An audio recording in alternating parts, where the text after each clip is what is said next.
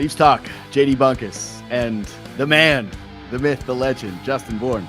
Brother, what a hockey game. What a night for you to do the show.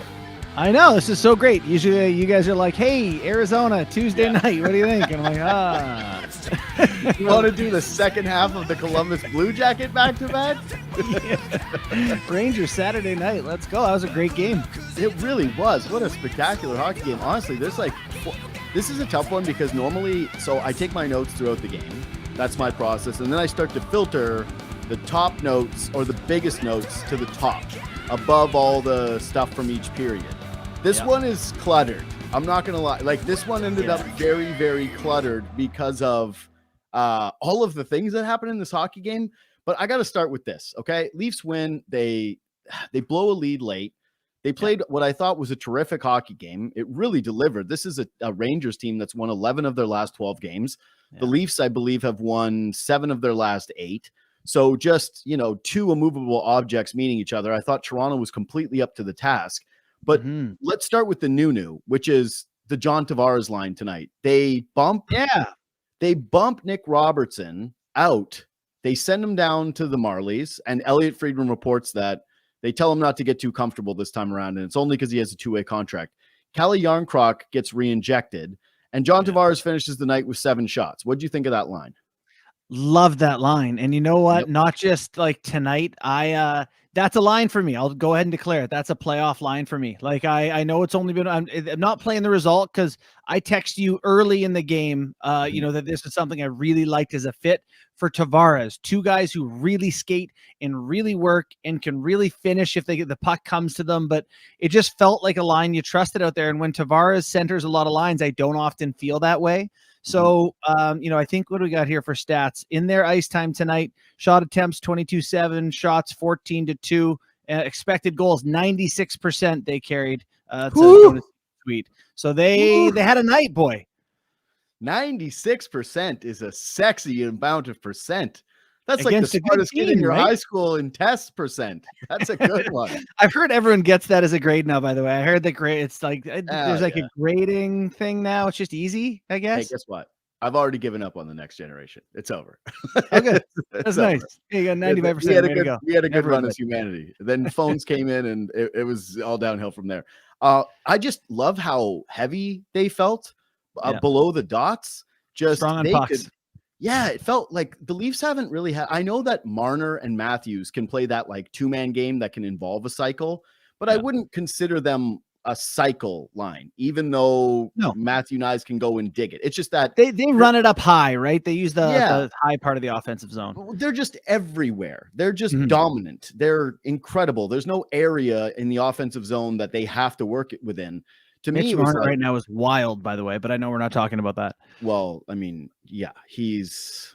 I got takes with Mitch Marner right now in terms of level. Well, I just think he's back to being the engine of the team thing, and when you feel the best about the Toronto Maple Leafs, buddy, you let Kip put the engine word in. You're letting him. You're speaking his talking points. You let it get to you. First of all, he took that talking point from me. I got clips of Mitch Marner, the engine of the team from like 2017, but. I just don't think it's a coincidence that whenever we feel the best about the Leafs, it's when Mitch Marner looks like he's at his very best. But anyways, I digress.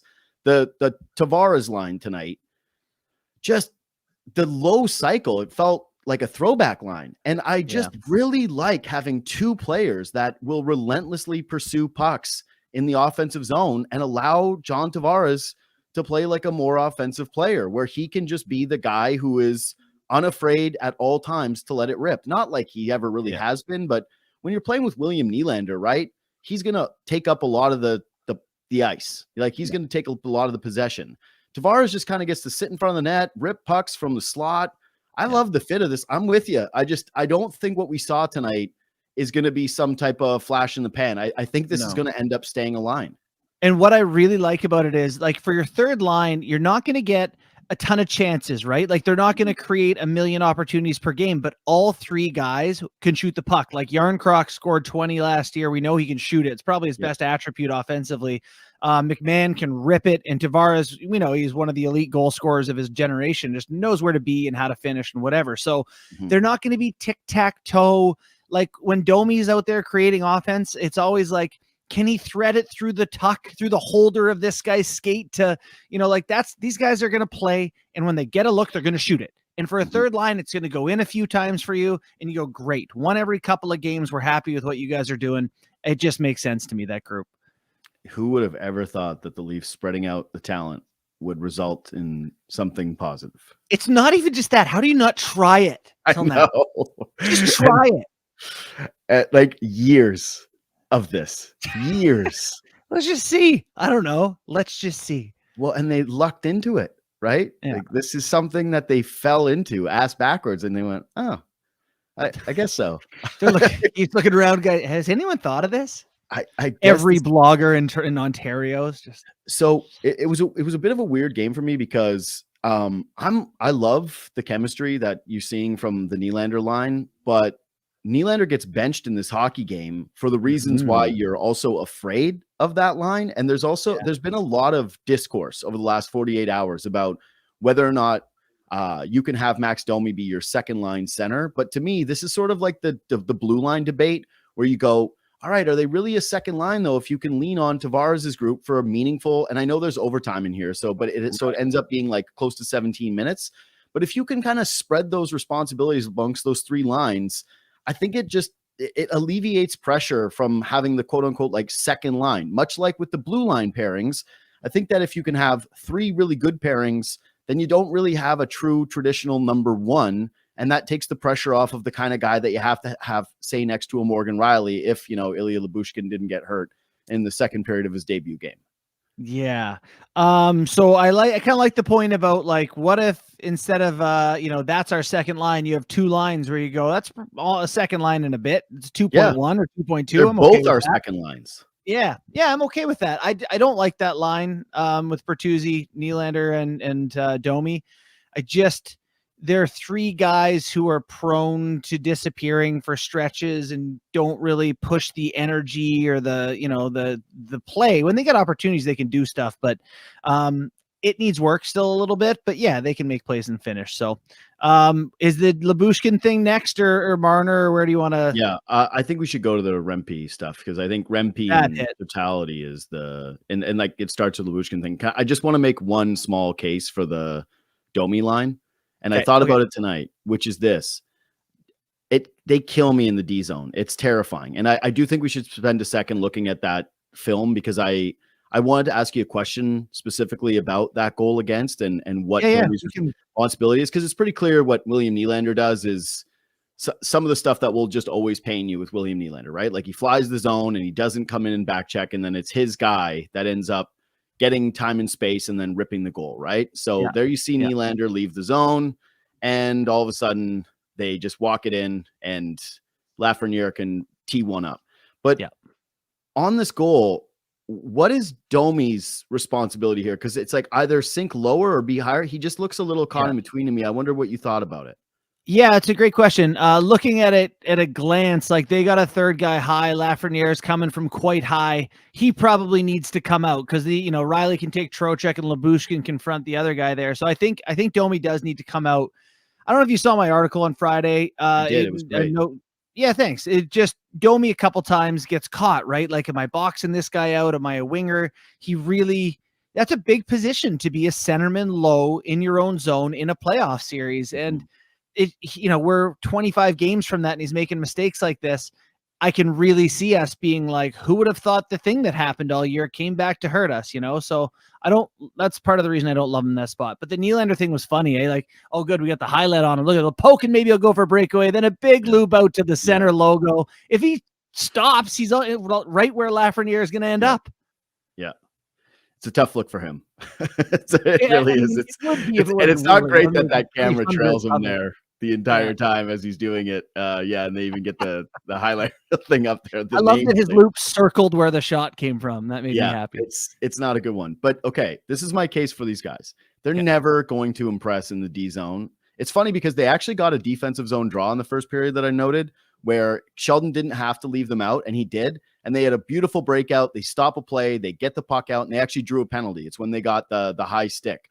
And I went, ooh, that's really promising. And then later, in the first period, that ends up happening. But what I really like about the line, for me anyways, is it just lets Bertuzzi be so Bertuzzi. He gets that tip that goes in the net tonight, and like the confidence that he's playing with. It's two excellent playmakers. One guy that's going to rip a shot from wherever he is. Offensively, I really like the mix. It's just, can you guys do enough where it doesn't feel like you're letting one in every single night, that it's not just a 50-50? Can you slide it to 60-40? Because then if that Tavares line is real for me, I'm okay with it. Because, of course, would you rather have, a better second line center, someone that has more of a 200-foot game, someone that is a little bit more responsible in their own end? Absolutely. But it just gets to the same thing, which is at this deadline, who is that player that you're going to be able to get that's the upgrade over Max Domi? And if you can point to that player, then I totally understand it. But if you remove him now from that role, I just don't know where else he's supposed to go on this team now. Yeah. So it's a tough spot. And I know, it's a weird spot because I don't think Domi deserves criticism this season. $3 million. He's played well. He's been a good Maple Leaf. He's worked hard and made plays and all that. But, I don't know if I've said this to you before, but it reminds me of Liljegren in years past where I go, what is the situation where I want this guy on the ice? What's the game state? And for Liljegren, it was always, he's not really an offensive guy. He's not really defensive. It wasn't there. Domi, I kind of feel like that. Like if you're down in the game, I could see you being like, okay, he can do a thing that could break a game open. I can see it, but anything close within one goal, I don't trust it. I don't love it. So yeah, I Adam Henrique is a name that comes to mind, and I know he's going to be expensive, but can Domi be, I don't know, can you find a way to play him 13 minutes a night? And if you're down, all of a sudden he plays 17 that night, that sort of thing. Yeah. I think in an ideal world, that's where he'd be. Again, I have a tough time seeing the picture of you bring in that Henrique guy, or you have the assets for it, that it is an automatic upgrade when they have to figure out that chemistry and that work on the fly within 30 games. But then also where you slot Max Domi, considering that we now like that Tavares line, you're not bumping him out to the wing and having him replace Matthew Nyes. And now all of a sudden you have a fourth line that has a bit of an identity, and it just all of a sudden it's like, what, he's off the roster? Like it kind of feels like money out. I mean, if he's out in a trade, then maybe, but it's like, as of right now, I think that would be really tough to do. Like you're a day removed. And crummy to do to a guy, awful to do. I think it would really kill like the vibe of the team if you moved Max Domi at the deadline and said, remember that I wish I could name the guy's Twitter handle because he did such a good job, but everybody saw I think it's Flow Buds or Flow. I'm sorry. I really am. But that guy that did the graphic design of the Bertuzzi and Domi stuff. Yeah. Yeah. They were great. The Beavis and Butthead one is spectacular. Yeah. Like if I wasn't in media, I would 100% own that shirt. I would have DM'd him and like, how much is this? I'm buying this tomorrow. Okay. So let's get to Rempe. Let's start with the charge, because this is a charge. Like, oh my God, they will show that. They'll show that preseason next year to players being like, this is a charge. Yeah. Jobo, run the clip, and you can run it from both angles, because I actually, well, let's just start with your thought. What did you think? Second time he did this to Lyubushkin in the game, by the way. Yeah. But what did you think about Bush before this? Like, look at how far he comes. And he jumps and leans, and like Lyubushkin's huge, and he just looks like a dwarf compared to the. Yeah, that's a bad hit, I don't want to do. I'm not I always talk about how I try to avoid ref talk because I feel like we get enough of it in this market. But how do you miss the 6'9" train running? And what's crazy is the ref has to get out of the way so he doesn't die. Can we show that again? The ref's in the corner like, oh my God, this guy's charging. Yeah. Like he recognized the charge and had to get out of the way. Yeah. Insane. Not sure how they missed that one. Oof, it's so violent. I thought Lyubushkin was playing well up before that point. Yeah. Yeah. I am a Lyubushter, if you will. I am a big fan of the fit he is for this team. I thought he steps up on every entry. Like, no one breaks into the Leaf zone easily when he's there. I'm not going to tell you that he's anything, more than whatever a 6D who's got to do what Shen did with Riley last year or what he did with Riley the year before. Mm-hmm. He is what he is, but I like the player for what the Leafs needs are. And the second he's out of the game, all of a sudden you're protecting a lead. And you're like, I bet he would have been out there. You're killing a penalty. It's like, I bet they'd have had him on the ice there. You and I have talked about fit on the decor forever, and he actually fits. Well, I know we said Rempe in the charge, so we're going to go back and forth on this one. Yeah. Jobo, now I want the clip from the game time goal, because I had the same thought of, is he on the ice there playing his natural side? And if he is, does he give you a better box out than what Morgan Riley has? Like, Well, I don't Riley's a left shot. This isn't even Yeah. all Riley's fault. He's playing the offside, so he Yeah. doesn't have the right-handed stick to make a play. Mhm. You know, like that. No, it definitely doesn't go in if you have a right shot guy there. It's at least affected differently. So I think that's a great point. So anyways, yeah, that's the game time goal. You're right. I didn't want to overly criticize Riley, but yeah, it's like he clearly can't handle it based off of where it's coming. If it is a right shot guy, it lands right on his stick for a clear. Yeah. Like he sees it the entire way and then bang. And instead it's Trocheck and he rips one home, which at the time I felt horrific.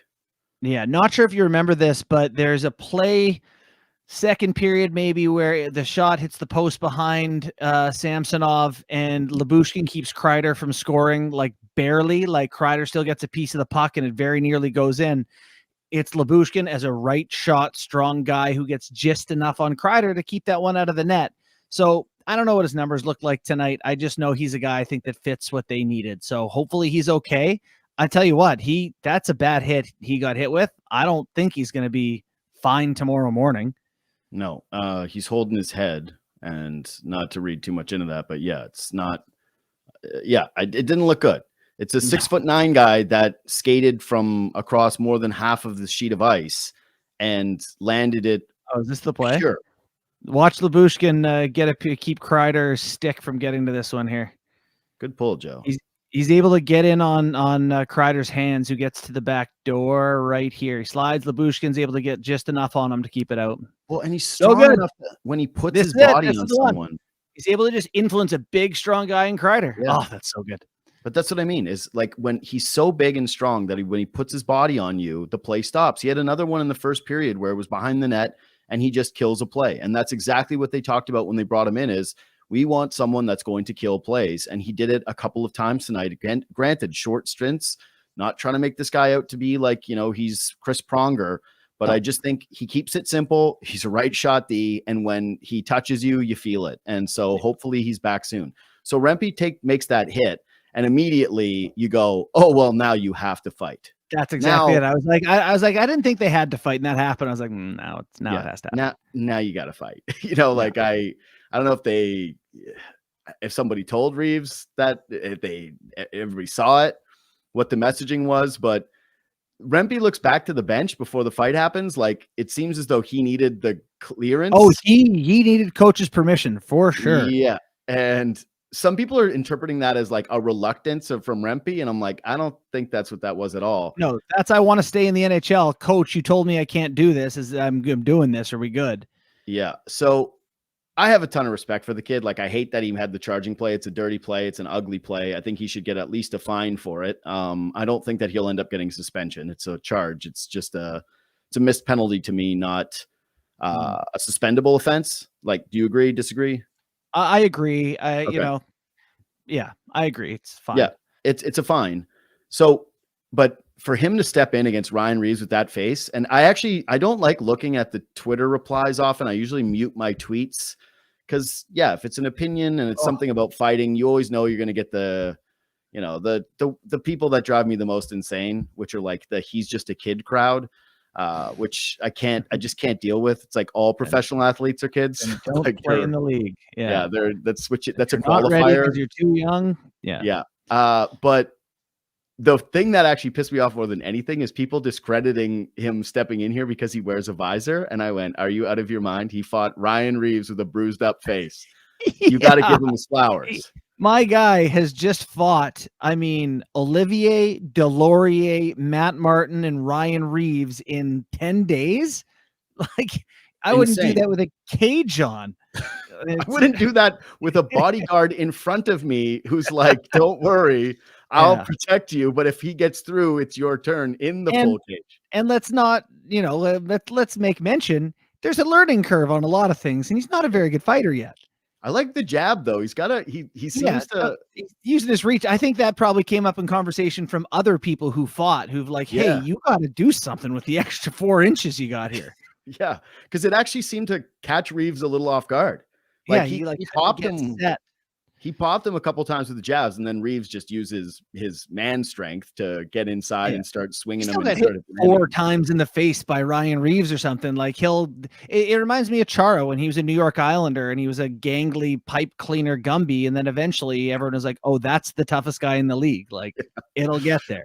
Yeah, the difference with Chara though is that he had a dad who was like a Olympic caliber wrestler, and so he had the weird, crazy strength training. I don't know if we'll ever get that with Rempe, but I think it's so awesome that the kid is that game, that he's willing to put together that resume. Hockey Night in Canada, Ryan Reeves, black eye, like that's tough. That's really tough. There's a reason why he's the #1 trend on Google, or they showed out during. I was like, that makes me feel real faith in the country still, is that he's the #1 Google search. That's still who we are as a people. I went, nice. Yeah. Very nice. Maybe it's not all just articles and tweets from the most sensitive among us. I did think, though, that we were going to get here to this moment, and he threw the hit. We were like, okay, now he has to fight, but the game got close, the third period, and I think typically those fighters are asked to take a back seat at that point. We don't need you to interrupt this hockey game with that right now. Take a number. So I was surprised when they fought. It was also the end of the shift for Ryan Reeves. Yep. And so, yeah, credit to him for still doing it. Didn't have much of an effect on the outcome, but, you know, Reeves got to say, we didn't like that. Yeah, I thought it was great. Listen, to me, it was never about getting rid of fighting. I totally understood the theatrical fighting, and especially for guys that felt as though they needed to do it every single night to stay in the lineup. And there were guys who were in the league only for that. They couldn't do other things. The thing about Rempe is that he can clearly play. Like when he was on the forecheck a couple times tonight, you're like, ooh, he's kind of scary when he's out there doing this. Like he's going to turn pucks over in the league. And Reeves has played much better as of late too, right? Like that line has been really good. But what I loved about this one is the game was awesome. It had a big game feel. Again, it's the New York team. It's the Toronto team. They're both red hot. We got an excellent hockey game. I thought Toronto actually played much better than New York for most parts of it. But yeah, it didn't feel like, oh, we're just doing this for the sake of doing this. It felt like a good part of the entertainment product. It was in the context of the game for sure. It was good. Are you good on this? Do you want to do goalie? Let's keep it moving. Yeah, let's keep it moving. Samsonov got the belt tonight. I think he deserved the belt tonight. I think that he was the Leafs' best player. Here's my question to you. What do you do now? Because you play the Bruins on Monday, but then you have a back-to-back Wednesday, Thursday, which means if you play Samsonov, which you should because he deserves to start the next game and he has been your starter, that means that he's going to probably play Monday and Wednesday, which would be 3 straight starts before you get Wool on a second half of a back-to-back. Like, how do you – it's an interesting situation that the Leafs goaltenders, who both really performed well in these last 2 games, have put this team in. You wouldn't do Wool in the first of the back-to-back and kind of break that up a little bit? I just think it's a weird thing to do that. And then also Samsonov plays the Bruins twice. I don't know. It's just that's not really a traditional thing to play your 1A goalie in the second half of the back-to-back. Yeah, I know you don't want to do the thing, necessarily that you and Sam have been bickering about which guy is their starter come playoffs. But I think if you're wins come playoffs, yeah, we just kind of put down a gentleman's bet in terms of I took Samsonov for the hell of it. But I think it's at this point I pegged it like I think it's 60-40. It would be a slight like if we were doing you and I love the betting game, and I would say that Wool right now is like a minus 180 fave to be the opening playoff starter. It's a heavy fave. Yeah. So in that case, then, like Wool got his start in the American League, made 36-37, very good. Plays Arizona, plays very well for the Leafs, gets a win. Monday's 2 days from now. Might as well get him right back in. He hasn't played since was it Thursday? They played Thursday to Monday. That's a good window. Samsonov's good here. Like I feel like you can just kind of just go back and forth now until someone shows they can't. It's crazy to me how many members of media do not understand goaltenders. It's like you cannot do that. You absolutely cannot do that to Ilya Samsonov. Not after this. You can't give a guy the belt, a guy who has had psychological issues all season long and has finally found his hockey game, and tell him, hey, thanks for having one of your most brilliant games of the season. Thanks for the 5 10 bell saves that you made in this game. Yeah. and then sit him for the kid who just came back from the AHL. Like, yeah. You know why you say that, JD? Because thanks for the 888 you've been this year. We're gonna see if the other guy who's good can play. Yeah, thanks for that game. That was great. I hope you enjoyed the belt. You can wear it to hold your jeans up while the other guy plays in playoffs. I don't think he can do it. To me, I think you got to give Samsonov the game against Boston, and you're telling the kid, hey, we don't want you having a heavy workload anyways. Like, I think it is going to be more of a traditional split, but yeah, boy, Samsonov was awesome tonight. Like, he was really good. The toe save that he makes on the breakaway, that save on Fox where he comes out, the save that he makes in overtime, like the shootout saves. I like that game could have been over a few times, and he made the stops. You know, the first shootout save on Panarin where he doesn't move, doesn't give him anything, and just makes, like, that's Artemi Panarin. That's like the fourth highest paid player in the NHL, and you just walked him down and stole his soul. What I thought of is I thought of Patrick Kane on that breakaway against Peter Mrazek, and Peter Mrazek broke both his femurs biting on the first fake, and Kane basically did nothing. You know, like that. It's easy to bite on the really good players, and he just Samsonov hung in there and outweighted him. That was impressive. Yeah, it's strange. I'll be honest. I don't know what the hell they do. I would assume, based on Keefe's track record and the whole, like, you don't mess with success, you don't mess with the winning lineup, that you go back to Samsonov against the Bruins, especially since it is a bit of a statement game. But then you're right. Maybe they don't handle it the traditional way when it comes to the back-to-back. And depending on the play of the goaltenders, maybe you come out of that back-to-back and it's determining who's getting the next Saturday night game. Yeah. I mean, you're right. It's an interesting spot because the Bruins here are now, this is a big moment. The Bruins lost to the Islanders tonight, and so now the Leafs are 6 points back with 2 games in hand. Like, they're catchable now. This is these are big points coming up this week, and this may be the first time we have a coach making a statement where both good goalies are available, and he's picking the one he thinks is giving him a better chance to win. That's, you know what, though? That's also the best. That's the best point of it all. That's all this psychological. Who cares? It's how do you get these points? Because, I thought you were on the panel the other night, and you made an excellent, you guys were all discussing who would you like to play out of all these teams. Kipper was like, play the Rangers, get out of the division. Panthers, I can't imagine anyone picked them because that's obviously not the team you'd want to play. But you picked the Bruins because, you made the point about their middle six kind of not being overly strong. And it's a kind of gettable team. And if I'm Toronto, I definitely want to use these regular season games as not only do we want to catch you, but we kind of want to make a statement of we're better than you. We're really not afraid of you heading into the postseason. Yeah. And I think they would be within their rights to feel that way about their team. As I mentioned, I think Boston has some good players. The Leafs have some too. It's not, I don't look at the Bruins like I did in the past. I also think that they got off to a start that was built on the backs of goaltending. And if their goalies look human, they look like pretty much every other team to me. Florida, on the other hand, does not look like every other team, but that's, a different kettle of fish. So yeah, big game, and we'll see which way, Keefe sees it.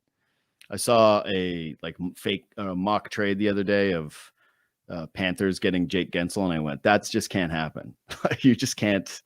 I think isn't he like a Hannafin front runner too, or Tampa Bay or something like that? Yeah, Hannafin will end up in Florida too. They're a front runner for guys because they know they can get aggressive because the team is really, really, really good. But anyways, I didn't like the second Samsonov goal. Just to kind of round this thing out, I think he should have had it. The Trocheck off the rush. Yep, didn't like that one from him. Thought that the Leafs actually played a really good game in front of him for the most part, but then late in the contest he kind of had to turn it up. And then saved their ass late. So kudos to him. I still think I don't love the Leafs forwards here, but anyway, yeah. Oh, sorry. No, break it down. Well, Nyes dives in. Matthews and Marner are on the rush. They're on a bit of a 2-on-2. You're the guy. We need to have a conscience out here, and he tries to jump in and intercept a pass, and all of a sudden you got Brody and Liljegren on top of Samsonov before they enter the zone. He put the D in a bad spot, I thought. Well, who else noticed that was Sheldon Keefe, because he took him off that line for the next shift and put Yarncroc up there. Did he? I didn't notice that. He sure did. Keefe is going with the accountability stuff with the defensive coverages. You know, it was kind of lame when he benched David Kampf and he was like, "You're the problem," you know. But was like fixed it. yeah, but having a game where he sat William Nylander for basically half of a period, and then also puts Matthew Nyes down for a couple of shifts, it was another good game for Keefe. You know, give Willie credit too. He doesn't play for the final, half the first period. He came out and they showed the clips of him like banging shoulders of the guys on the bench. Like, here we go. Mm-hmm. He was a part. They didn't lose him. He didn't sit there and sulk, whatever. And I think, deserves some credit sometimes because other guys do. I thought he was really engaged, actually. Like, you started to see his back checking in a couple of spots in that game where he was super aggressive with it and he was hard on pucks. It was especially risky, though, from Keefe's standpoint. Why I give him credit sticking with it is they got a 4-on-4 opportunity there, and they decided to go with Yarncroc and Tavares instead of putting Nylander. It really just eats on 4-on-4. That must have ruined Keefe. That's what I mean. I was like, dude, you lose this game or you get scored on one of these, and it's firing season. Like, not you're getting fired. I mean, like, it's firing the take season about you letting pride come before the fall. Yeah. So, process, results, whatever, but good for him for actually sticking with the guns. Because you would have thought, if you would have told me, well, they're getting a 4-on-4, I'd have been like, the suspension is over now. Like, you got to get on the ice. By the way, what a week for you guys, myself included. 3 Leafs games and the trade deadline in the next 5 days. Yeah, we working. Subscribe to all these podcasts, by the way. Real Kipper and Bourne, JD Bunkis podcast, and Leafs Talk, of course, if you want to listen to all those different things. And are you on the panel too? Are you doing deadline coverage? Are you just doing your show? What are you doing this year? No, we are. Guy. Kip and I are going to pop I think we got 2 like 3-minute hits in suits in the studio. Yeah. Which is, I don't know. You're not the numbers guy anymore. You're not the stats guy. This is 2 years in a row they had me do like a package on a random guy, be like, if this guy gets traded, we'll cut to Faux Bourne, who's pre-recorded this bit. I forgot about those ones. Not much else from me, I gotta tell you. I don't really have any other notes in this one other than to say, like, to kind of close out what we were discussing a little bit earlier, which is, God, Marner and Matthews are just on a completely other level right now. And sometimes when we don't talk about them on the show, it's not a taking for granted thing. It's just, what are you supposed to say? Like, they're so good. You sound so dumb, right? It's like, that was good. Do you guys see that? That was so cool. No one else can do those things. Yeah, I don't know how to. I don't know what else to say about what Marner's doing now. I know but this is, Can you play like this in playoffs? Is it possible to be this dominant, this controlling? He's a freak. Like, watch this play. He one-hand pulls it to himself after losing it. Like, when he is on, there's few people in the NHL like this. He's been incredible. I said on last show that he's, from a playmaking and space creation standpoint, to me, the closest guy to McDavid. He's not McDavid, but just like when he has the puck on his stick, he's got to be terrifying for defenders because it's like you can't do anything. Like, you're just kind of at his mercy and hoping that he bobbles a puck maybe so that you can close that gap. But he is just like, he makes, when you stick handle a ball through a dog's legs and it's just like jumping around trying to bite it, that's what D looked like. Like, just trying to I don't know. They look like children. Yeah, I was going to say that he reminds me of like an elite, like a Jamal Crawford type in basketball, where the handle is just so clearly better than everybody else's handle in a league of professionals, where you're like, oh yeah, no, that guy can put the oven mitts on and still do whatever the hell he wants because it's just that degree of good. But no, it's not just it's the reads he's making right now, though. Like, he's just seeing everything one step ahead of everybody else. His confidence is through the roof. Yeah, you're right. This is the question: is do you get that guy come playoff time? Like, is it because it's dog days and like the pace is a little down right now, or is it? Hope not. You really hope not, because I'd like to check his stats by month. Yeah, whenever we get this version of Marner, it's like that's when you start to feel the most confident about the Leafs. Like, that's when you go, oh wait, they might actually be the best team, or they might be one of the best 3 teams in the entire NHL. When he fades away, that's when they feel incomplete. And it's just another awesome game for him. Did you think that his penalty shot was legal?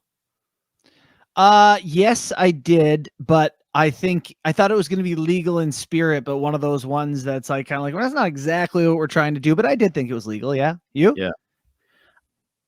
When it happened live, I was like, there's no way they're going to count that goal. He poked it? I thought that based on the reaction of Shesterkin that he got a piece, and so it was going to be like I just knew something weird happened because I was like, did he bobble it? Did he go backwards? I thought it was borderline, but not enough to overturn. But had they called it on the ice, like you went back, then I would have said, yeah, he did. It was one of those ones where it's like they called it that way, so it stayed that way. But it was close. They win that game because of that. Like, buddy, that point might matter a great deal when we get to game 82. Yeah. Anything else from you? That's it, man. That's it. I like the fourth line, and TJ Brody's still struggling. Those are my only other notes. Domi also the shootout winner on his birthday. Very nice for him. He's really good in shootouts.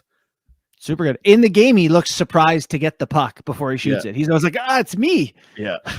In the shootout, he's awesome. It's a nice and then he's got by far the best shootout swagger. When he scores, he knows how to play the crowd. I love it. What did he give a low one of these? Or did he give it was good. It was great. So happy birthday to Domi. Nice way to cap it off. JD Bunkis, Justin Bourne. Follow us on Twitter and Instagram at JD Bunkis, at JT Bourne. Reach out anytime. Leave a thumbs up if you're watching on YouTube. Share it when you see the clips come out. We always appreciate that. And again, follow along with our podcast. Subscribe and review to those as well. Real Kipper and Bourne and the JD Bunkis podcast, because we got you covered all week long. Thanks for listening. Thanks for watching. Bourne, we'll see you later, buddy. Thanks, Bunk.